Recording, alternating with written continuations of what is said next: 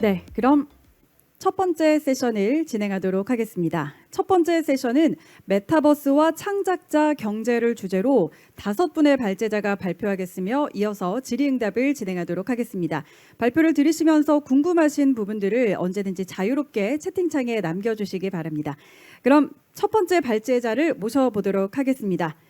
메타버스 시대에 필요한 인재상을 주제로 문선균 유니티 코리아 디벨롭먼트 매니저님께서 발표해 주시겠습니다. 문선균 매니저님을 큰 박수로 맞아주시기 바랍니다.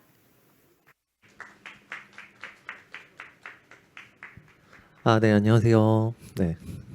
일단 부끄럽네요. 그래서 일단 아까 나왔었던 것 중에서 아마 주제가 제가 중간에 정정을 해서 메타버스에 필요한 인재상에 대한 부분을 좀 준비를 했고요.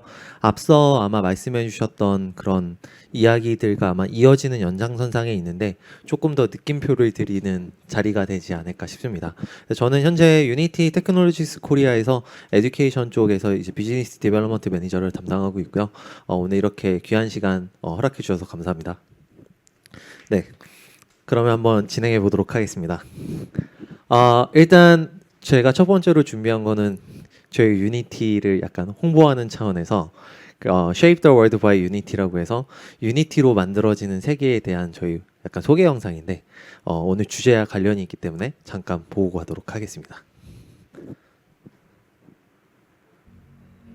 Who first shared their stories in caves? Connected art, nature, and science led us toward new horizons. Who thought to capture motion? Spark an engine to life. Turn television into a playground. Every day, you create the playful, the functional, and the unexpected. You break down walls and take us to astonishing places. Tell stories, leap borders, and create beauty for tomorrow. Because at Unity, we believe the world is a better place with more creators in it, where everyone has a chance to shape the world. 네, 영상 짧게 보셨는데 처음 시작하는 장면 혹시 기억하시나요? 처음 나오는 장면이 동굴에서 벽화를 그리는 장면에서부터 시작을 합니다. 어떻게 보면 인간이 크리에이터로서 창작으로서 처음 했었던 창작물은 동굴의 벽화를 그리는 것부터 시작하지 않았을까? 그리고 오늘날의 실시간 3D라고 하는 리얼타임 3D라고 하는 부분으로 컨텐츠를 제작할 때 게임 업계에 쓰였었던 엔진들이 사용이 되고 있습니다. 그래서 아마 현재 전 세계에서 점유율이 가장 높은 회사가 저희 유니티고 그 안에서 저희들이 수많은 크리에이터들이 저희 유니티를 통해서 새로운 메타버스 컨텐츠를 만들 수 있도록 돕겠다라는 부분으로 저희가 가고 있고요. 그래서 저희 유니티의 미션 스테이트먼트가 한 번 바뀌었습니다. 그러니까 처음 2004년도에 아마 코펜하겐에서 저희가 밀레니엄 스타트업으로 시작해서 게임 개발의 민주화라고 하는 타이틀로 많은 분들이 게임을 쉽게 만들 수 있는 창작 생태계를 저희가 창조했다라고 하면 이제는 We believe the world is a better place with more creators in it 요 문구로 바뀌면서 많은 창작자들이 생기실수록 세상이 좋아지는다라는 슬로건으로 바뀌었고요. 그 안에서 포인트를 잡고 싶은 부분 아까 저희 아마 기조 연설에서 저희 권정호 본부장께서도 말씀하셨지만 결국 크리에이터의 세계가 오고 있습니다. 그래서 오늘 딱 주제도 메타버스 크리에이터 컨퍼런스 아닙니까? 그래서 여러분들께서 미래를 준비하는 컨퍼런스에 대한 부분에 있어서 저희 유니티가 바라보는 관점에서의 인재상을 그래서 말씀을 드리려고 하고요. 그 결국 중심에는 4차 산업혁명이라고 하는 큰 틀을 빼놓을 수가 없다라고 생각합니다. 그래서 세상이 결국 저희가 크게 4번 변화한 것처럼 이제 표현을 하죠. 그래서 첫 번째 인더스트리 1.0 때는 스팀에서 증기기관을 통해서 저희가 어마어마한 어떻게 보면 체인지를 이뤘고요. 인더스트리 2.0 때는 전기가 도입되면서 저희의 삶이 완전히 바뀌었습니다. 세 번째 때는 컴퓨터가 도입이 됐고요. 그리고 네 번째가 결국에는 모든 저희들이 현재 디지털이라고 하는 부분으로 포함되어 있는 수많은 것들이 연결되는 사회, 그리고 그 연결되는 산업의 그 중심지가 결국 메타버스라고 하는 큰 추상적인 개념에서부터 도입되는 그런 부분으로 저희가 변화가 되고 있는데, 아시는 것처럼 인더스트리 4.0이라고 하는 부분에 있어서 이 디지털 트랜스포메이션을 이끄는 핵심 5개의 피처가 있습니다. 그 중에 하나가 결국에는 AI고요. 그 두 번째가 블록체인, 그리고 세 번째가 IoT, 네 번째가 XR, 그래서 Extended Reality.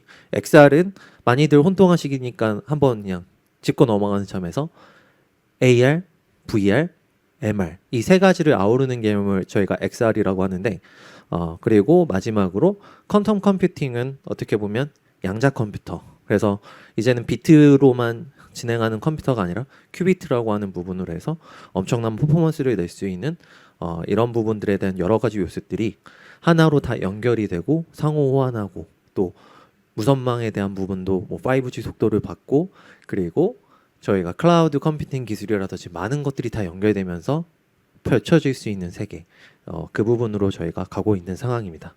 그렇다고 하면 결국에는 이런 시대에 있어서 이 5가지 핵심 피처와 연관된 직업이 미래를 준비하는 인재상일 수도 있을 거고요. 네. 하지만 너무나도 어려운 개념들로 인해서 모두가 다 전문가가 될 수 없는 그런 상황이지 않습니까?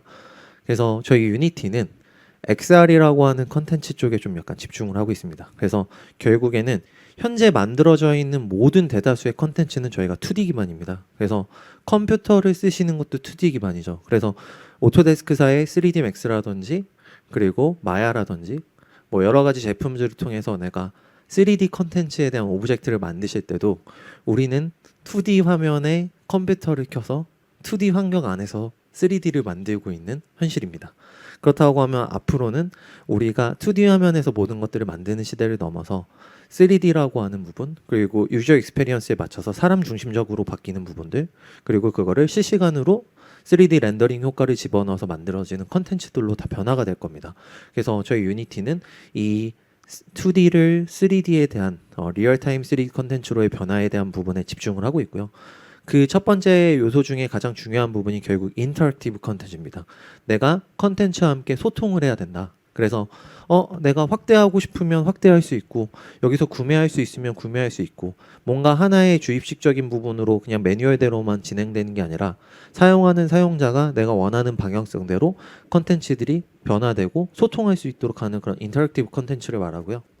그리고 결국에는 지금까지 말씀드렸던 2D 기반에서 만들었던 그런 2D 컨텐츠들을 3D 컨텐츠로 바꿔서 하나의 창의적인 활동들을 할 수 있도록 어떻게 만들어야 되는지를 이제 뒤에서부터 말씀을 드리도록 하겠습니다.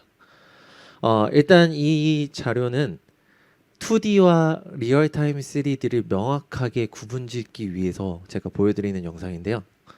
2D라고 하는 하나의 사진을 활용한다라고 하면 어떻게 활용할 수 있을까?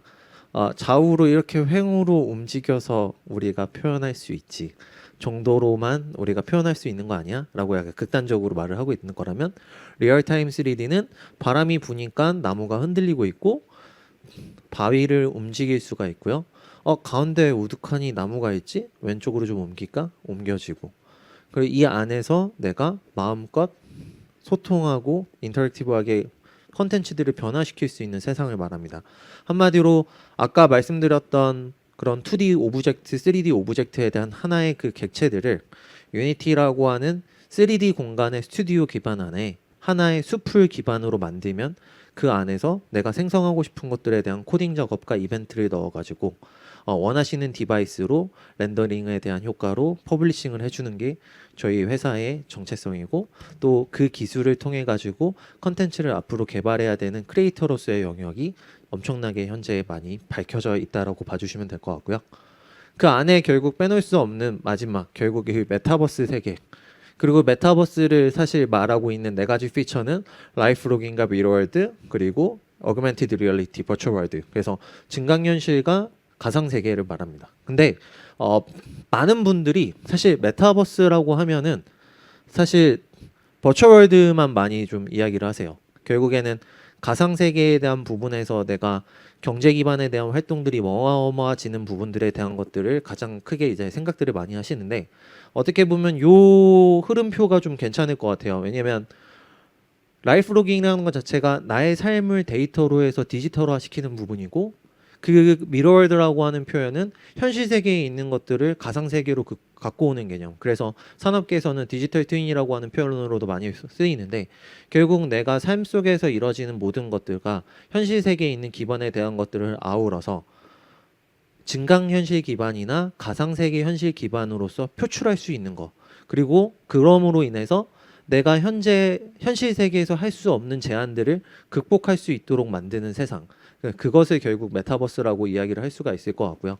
그 안에서 그렇기 때문에 단순하게 AR 보면서 뭐 포켓몬고를 보면서 아 이거는 메타버스는 아니지라고 생각하면 사실 맞지 않는 개념이죠. 그렇기 때문에 어떻게 보면 이런 전체적인 부분 안에서 메타버스는 너무 추상적이고 거대한 존재입니다. 근데 그 안에서 저희들이 정의를 내린다는 것 자체가 조심스럽지만 이런 식으로 표출할 수 있는 부분인 것 같고요. 그래서 제가 좀 단적으로 2D 컨텐츠의 삶과 앞으로 펼쳐질 메타버스의 3D 컨텐츠는 어떤 차이가 있을까라는, 그리고 일명 90년대 때 아마 다 경험해 보셨던 90년대 초 때 인터넷이라는 게 보급이 된다. 그래서 월드와이드 웹이라는 게 생길 거고 그 안에 뭐 도메인 전쟁이 일어날 것이다 했었던 그 시점들은 저희들은 경험을 했었잖아요. 그리고 거기서 얼마나 많은 부가 창출이 됐습니까? 현재 쇼핑몰 기반에 대한 인터페이스를 만들었던 사람, 뭔가에 대한 페넌트를 다 따고 이런 특허권을 따냈던 사람들이 엄청난 부를 창출했는데 이제 그 변환점에 있는 것 같습니다. 그래서 현재 저희가 온라인으로 만약에 옷을 산다라고 하면 어떻게 사는지 한번 프로세스를 그냥 쪼개봤습니다. 컴퓨터로 산다는 전제입니다. 집에서. 그러면 2D 기반의 컴퓨터를 키시겠죠. 그리고 그 다음에 저희는 특정 쇼핑몰로 아마 들어갈 겁니다. 네, 여기서는 제가 그냥 초록색 창 쇼핑몰로 들어갔는데요. 그럼 그 안에서 제가 사고 싶은 브랜드의 옷에 대한 부분들을 찾을 거고요.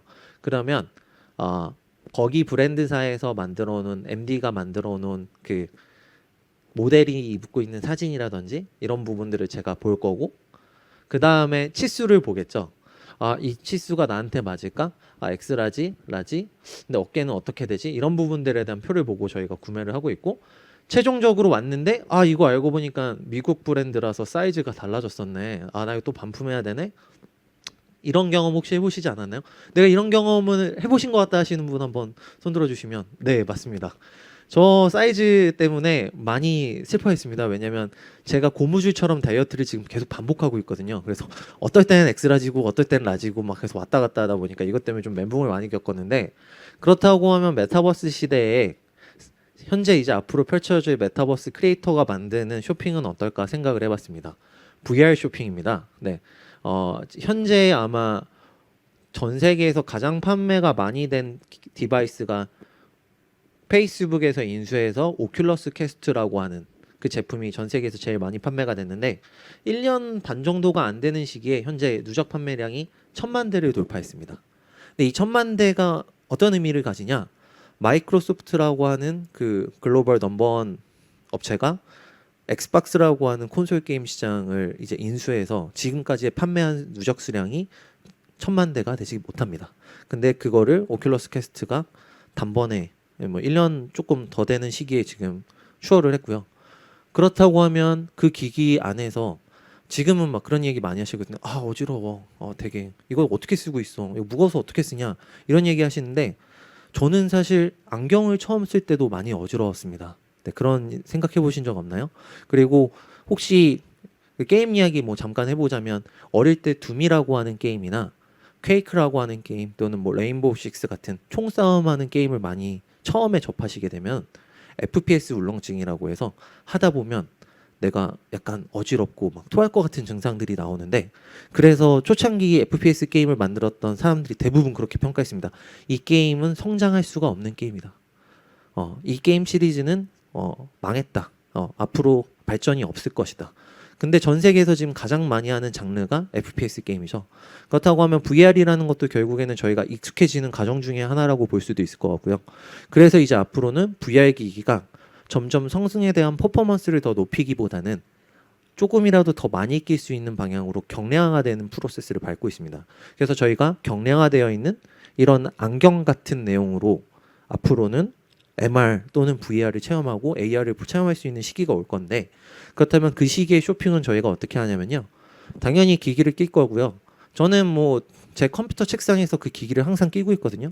그럼 그 기기를 끼고 들어갈 거고 여기 보면 좀 흉악스럽지만 제 몸이 좀 이렇게 되는 것 같아요. 사실 제 몸을 벗으면. 그럼 이 아저씨가 갖고 있는 형태의 3D 모델링된 개체에 대한 나의 아바타가 메타버스 세상에 있을 거고요.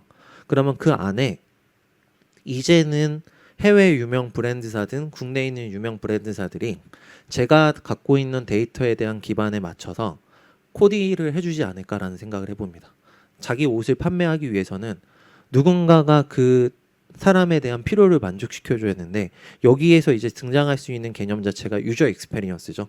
내가 더 편안하게 그리고 사용자가 더 편해질 수 있는 거는 3D 환경이기 때문에 왜냐하면 저희가 이제 더 이상 2D에 갇혀지지 않으니까요. 그렇다고 하면 그 다음 스텝으로 이렇게 제조사에서 만든 여러 가지 수면은 이런 버추얼상의 이제 패션쇼를 저희가 볼 수 있게 될 것 같아요. 근데 이 패션쇼의 주인공이 모델이 아니죠. 제가 되는 겁니다. 문성균이라고 하는 약간의 이 지금 고도비만을처럼 보이는 이 사람이 이런 옷들을 입었을 때 어떤 느낌일지를 제가 이 옷을 도전조차 하지 못해요. 왜냐? 제가 백화점에 가거나 휴명 브랜드 뭐 되게 유명한 브랜드샵에 갔는데 제 상태가 이런데 저 옷을 내가 입어보는 게 맞을까? 약간 그것도 약간 트라이하기가 어려운데 이제는 내가 메타버스 세계에서 충분히 입어볼 수 있을 거고 그냥 저는 이걸 보고 나서 시작해 라고 말하면 갑자기 패션쇼가 이루어지겠죠. 제가 모델이면서 수많은 별다른 브랜드의 옷에 그 코디 전문가들이 만들어 놓은 그 모델들이 막 앞으로 올 테니까요. 그러면 저거 되게 멋있을 것 같아 라고 제가 고르게 되면 이렇게 뭐 제 모습은 아니지만 이런 느낌의 모습에 대한 연출에 대한 걸 최종으로 고르면 이거 내가 이제 구매하겠다 하고 이제 셀렉을 눌렀을 때 저의 모델링된 데이터가 들어갔으니까 내 몸의 치수까지 다 맞춰가지고 맞춤형으로 갖다 줄 수도 있습니다. 네. 그래서 뭐 제가 봤을 때 이제 앞으로 3D 메타버스 시대의 컨텐츠가 이런 식으로 사용자 유저 중심으로 바뀌는데 이게 결국 3D 형태에서 가능해지기 때문에 이런 부분에 대한 것들에 대한 디자인 생태계 자체가 완전 바뀌게 될 겁니다. 그리고 이렇게 바뀌려면 결국 또 전제 조건도 있죠. 왜냐하면 5G가 정말 진실된 5G 속도가 나오면 더 빨라질 겁니다. 왜냐하면 1초에 1GBps라고 하면 사실 상상할 수 없을 정도로 저희의 인프라는 바뀌어야 됩니다. 근데 아쉽게도 제 5G 속도로 지금 한 300메가 뭐 400메가 정도 이제 겨우 나오는 것 같은데 이런 부분에 있어서가 이제 발전이 되면 현재 뭐 LG, U+, SK텔레콤, KT에서 5G 기반으로 선전 광고 때릴 때 다 메타버스 관련된 실감형 콘텐츠에 대한 부분으로 서비스 모델에 대한 광고를 하는 것처럼 저희들이 이런 기반의 콘텐츠들을 이제 앞으로 저희가 제공받으면서 진행되는 부분으로 바뀌지 않을까 생각이 들고요. 그래서 지금 숫자적인 부분으로 표현을 했는데 일단 70%는 무엇이냐? 2030년까지 현존하는 일자리 중 AI 그래서 또는 로봇에 대한 부분으로 대체되는 일자리의 비중이 70%가 될 것이다. 그래서 뭐 두 가지 정도의 예를 들어볼 수 있을 것 같아요. 첫 번째 예는 은행은 이제 진짜 가지는 않겠죠. 네. 왜냐하면 제가 맨날 강조할 때마다 저희 그 사촌 동생 이야기할 때 농협에 취업한 제 사촌 동생 저희 이모가 그렇게 자랑을 합니다. 우리 아들 은행원 됐어. 저는 말합니다. 안 좋은데. 네. 저는 은행에 안 간 지 되게 오래됐어요. 저는 심지어 부동산 주담대를 받을 때도요. K뱅크에서 주담대 10억까지 해주거든요. 저는 은행원을 얼굴을 보지를 않는 게 저의 원칙입니다. 근데 은행 일자리 됐다고 좋아하면 현실적으로 너무 슬퍼지고요. 그리고 가장 대표적인 예가 20년 전 김대중 대통령 정권 때 국민은행이 파업을 한번 했는데 그때는 금융 시스템이 마비될 정도로 문제가 돼가지고 막 장관님이 노조랑 만나가지고 빨리 이제 복귀하세요 이런 이야기 했거든요. 4년 전에 국민은행이 한 번 더 파업을 했습니다. 전체 국민은행 직원의 65%가 파업을 했는데 그 중에서 정상 가동률 86%. 내가 필요 없다라는 걸 증명해 주셨어요. 그래서 그때 네이버 뉴스 1등 댓글이 뭐였냐면 내일 빨리 출근해야겠다. 뭐 노조에 계신 분들의 입장으로 뭐 댓글이 달려진 건 모르겠지만 그래서 그런 부분에 대한 결국 일자리가 다 달체될 것이다. 그리고 사실 법 관련돼서 망설여지지 않으세요? 저는 제가 법적인 관련된 좀 이슈가 한 번 있어서 변호사분 상담이나 법무사 상담을 받았어야 되는데 그때마다 너무 모르겠더라고요. 근데 어떤 변호사 사무소는 승소할 수 있다. 어떤 변호사 사무소는 아 이거는 가능성이 어렵다. 대체 누구의 말을 믿어야 될까? 근데 이제는 AI의 말을 믿으시면 돼요. 왜냐하면 AI가 판사분들의 판례를 다 분석하면요, 그분들이 어떤 형량을 어떻게 적용시킬지를 다 나올 수가 있어요. 그래서 아마 캘리포니아에 있는 법원의 특정 판사분의 데이터를 다 분석하고 나서 확인해 보니까 이 분이 실제로 판례를 내리는 부분에 대한 적용 부분으로 예측했어요. 그랬더니 99.7% 똑같은 결과가 나왔어요. 0.3% 정도의 차밖에 없었다. 그래서 이런 많은 것들이 결국 AI로 대체될 것이고요. 그리고 10년 이내에 77%의 직업이 새로운 테크 기술을 필요하실 거다. 그리고 여기서 새로운 테크 기술이라는 거는요, 자녀분들 데리고 계신 분들한테 좀 약간 중요하게 들으시면 좋을 것 같은데요. STEM이라고 하는 직업입니다. 결국에는 사이언스, 테크놀로지, 엔지니어링, 매스매틱스 이 네 개와 관련된 직업들은 AI와 대체되더라도 계속적으로 성장할 수 있는 직업에 대한 부분에 포션에 놓여지는 거고요. 그리고 저희의 시스템 자체가 2030년 이후에는 메타버스 기반의 컨텐츠 크리에이터 시대로 바뀌게 되면 정규직 비중이 확실하게 확 줄어들고 프리랜서 비중에 대한 부분들이 80%를 넘어가게 된다. 왜냐하면 사실 게임 업계가 그래요. 게임 업계에 계신 분들이 꼭 정규직으로 자기가 직업을 갖고 있지 않더라도 프로젝트에 대한 부분으로 필요하시고 자기가 워라밸 즐기시면서 그렇게 운영하시는 분들이 있으신 것처럼 이제는 메타버스 시대에는 대부분 프리랜서 비중이 이제 늘어지게 된다라는 거고요. 그리고 현재 오늘날의 65%의 학생들은 지금 가지고 있지 않는 직업을 만들어서 취업을 해야 됩니다. 대표적인 예가 이런 거죠. 제가 초등학교 6학년 때 졸업 앨범에 장래희망을 적으면 컴퓨터 프로그래머, 뭐 변호사, 판사, 의사 이런 것들을 보통 저희들이 적었어요. 근데 요즘 애들은 졸업 앨범을 보면요, 장래희망 코너에 유튜브 크리에이터, 뭐 아이돌 막 이런 식의 현재 저희들이 예전에 과거에 없었던 그런 직업들을 적기 시작했는데 그런 직업들에 대한 걸로 대체될 것이고 결국 없어지는 이런 AI에 대한 비중에 대한 이 인구에 대한 대체 포션에 대한 것들이 메타버스 세계에서 컨텐츠 크리에이터라고 하는 영역에서 100% 대체되고 더 성장이 돼서 많아질 거라고 제가 자신 있게 말씀드릴 수 있는 이유는 뒤에 이제 통계 자료가 있어서 그렇고요. 그래서 지금 제가 만나고 있는 수많은 대학교의 교수님들과 많은 분들 그리고 그거를 통해서 이야기했을 때 어떻게 우리가 컨텐츠 크리에이터 영역으로 우리 스스로를 디지털 트랜스포메이션 해야 되는지를 말씀드리면 자, 기계공학과 친구다. 근데 리얼타임 3D라고 하는 탤런트를 내가 갖고 있다. 이 말은 유니티나 언리얼을 다룰 줄 알고 아니면 엔비디아에서 만든 옴니버스를 다룰 줄 안다. 그러면 이 친구는 지금 어디든 다 취업할 수 있습니다. 왜냐?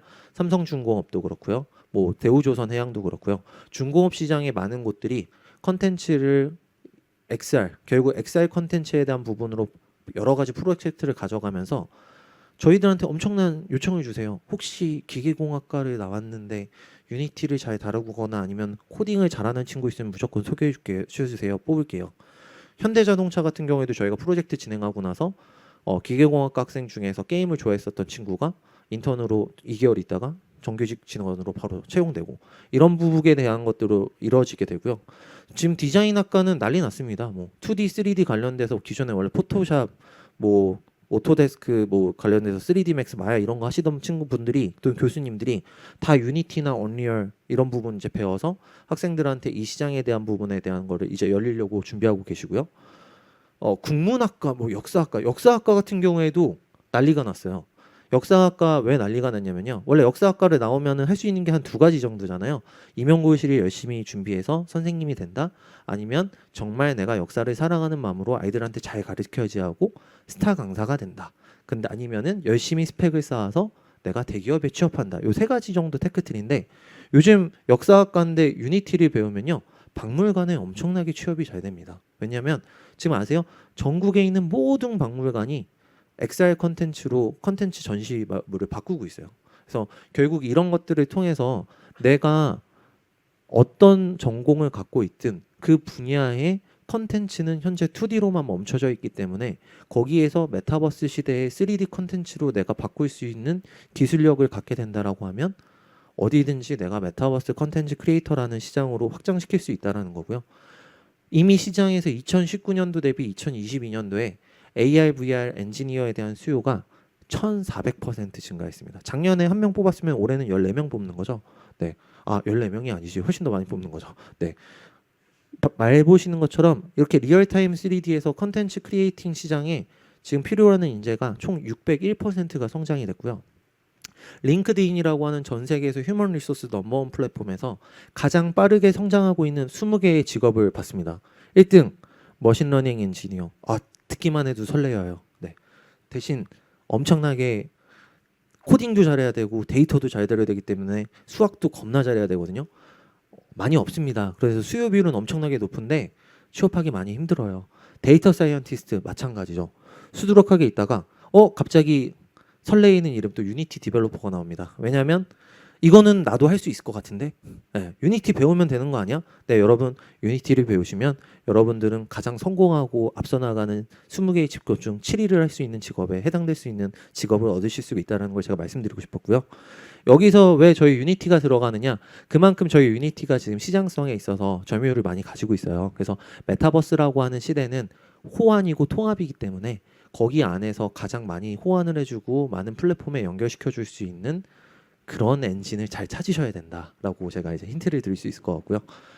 이런 것들을 토대로 해서 결국 메타버스의 미래 인재상 컨텐츠 크리에이터로서는 코딩 실력을 내가 잘하는지 아니면 내가 아트 영역에서 모델링에 대한 부분에 대한 작업을 잘하는지 나는 둘 다 잘해서 테크니컬 아티스트라고 하는 영역에 더 선점할 수 있는 능력치를 갖고 계신지를 한번 봐보시고 그 안에서 저희가 그래서 아마 도봉구청이랑 계획하고 있었던 게 아까 그 첫 번째 그 CEO 분께서 말씀하셨던 에셋 형태에 대한 컨텐츠 크리에이터 시장이 열린다고 하셨잖아요. 그래서 저희는 컨텐츠 크리에이터에서 모델링 쪽 관련된 부분에 있어서 컨텐츠를 만드셔서 제페토에 바로 내가 컨텐츠를 만들어 보거나 아니면 저희 유니티 에셋 스토어에 그런 컨텐츠를 바로 만들어서 진행해 볼 수 있는 여러 가지 과정들을 지금 같이 준비하고 있거든요. 그래서 이런 부분들에 대한 것들을 한번 지켜보시고 국가에서 운영하시는 많은 또 프로그램들이 있으면 적극적으로 참여를 해주시면 좋을 것 같습니다. 그래서 오늘 되게 짧은 시간일 수 있지만 제가 말하다 보니까 재밌어가지고 조금 더 길게 이야기한 것 같고요. 항상 여러분들께서 주인공이시고 그 안에서 저희가 서포트를 해드리고 있기 때문에 이 메타버스 컨텐츠 크리에이터 시장에 여러분들이 주인공이 되시기를 다시 한번 기대하면서 마이크를 내려놓도록 하겠습니다. 네, 저는 유니티의 문성균이었습니다. 네. 네, 문성균 유니티 코리아 디벨롭먼트 매니저님의 발표 감사드립니다. 메타버스 시대, 앞으로 다가오는 시대에 우리 사회 직업에 큰 변화가 있을 것임은 참 분명해 보이는데요.